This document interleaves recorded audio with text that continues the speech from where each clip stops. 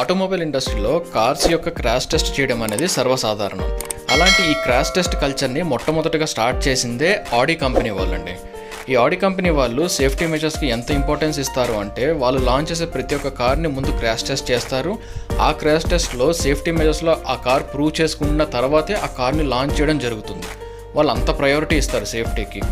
ఆడి company చేసిన మొట్టమొదటి crash test 1938లో చేశారు. ఇది వరల్డ్లోనే ఫస్ట్ క్రాష్ టెస్ట్ అని కూడా చెప్పుకోవచ్చు.